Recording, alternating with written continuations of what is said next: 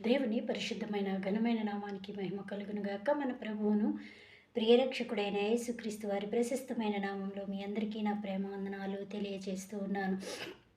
ఈ దినము యేసుక్రీస్తు వారి యొక్క 8వ శిష్యుడు మత్తయి గారిని గూర్చి మరి ధ్యానం చేసుకోవడానికి ఆత్మదేవుడి సహాయాన్ని అనుగ్రహించును గాక. మత్తయి అనే మాటకు యెహోవా యొక్క దానము అని అర్థము.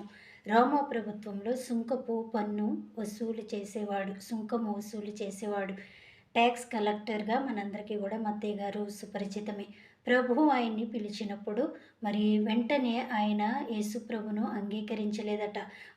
ఈ లేఖనాలను ఎత్తి చూపి మరి అవి అలాగా ఉన్నాయో లేదో అని మరి పరిశీలన చేసి యేసు ప్రభు వారి దగ్గరికెళ్ళి ఆయన నిజమైన రక్షకుడని మరి లోకరక్షకుడని మరి గ్రహించి ఆయన్ని వెంబడించిన శిష్యుడు.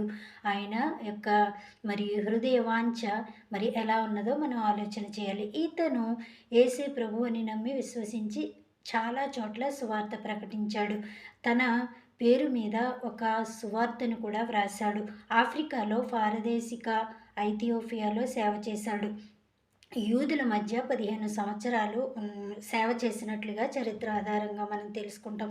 క్రీస్తు 69 సంవత్సరంలో బాబ్రియేలు ఏలుబడిలో హతసాక్షిగా ఈయన్ని మరి చంపివేశారని మనం చరిత్ర ద్వారా గ్రహించగలం. మరి ఈటెలతో పొడిచి గొడ్డలతో శిరచ్ఛేదనం చేసినట్లుగా మత్తయి గారిని మరి చరిత్ర మనకు తెలియజేస్తూ ఉంది. మరి ఇతని గుర్తింపు చిహ్నంలో గొడ్డలి, డబ్బు సంచే, ఈటె ఉంచినట్లుగా మనం మత్తయి గారిని గురించి మరి చరిత్ర ఆధారంగా మనం తెలుసుకుంటాం.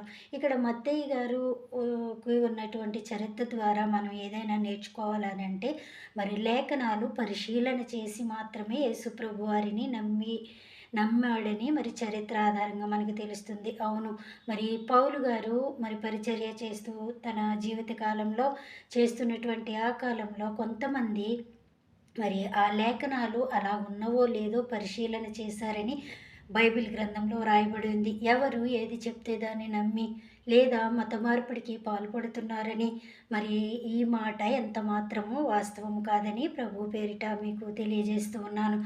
ఇది మతము మార్పిడి కాదు, మార్గము. ఆయనే మార్గము, సత్యము, జీవమై ఉన్నాడు. ఆయన్ని నమ్ముట ద్వారా మరి నిత్య జీవం ఉందని నమ్మేటువంటి సమస్త ప్రజలు కూడా మరి ఆ జీవాన్ని పొందుకోవాలని ఆయన ఈ లోకానికి రావడం జరిగింది. మరి ఎవరో చెప్తే ఏదో చెప్తే మరి నమ్మేయాల్సిన అవసరం లేదు. మీకు మీరుగా నమ్మాల్సిన అవసరత ఎంతైనా ఉందని క్రీస్తు నామం పేరిట మిమ్మల్ని బ్రతిమాలుతూ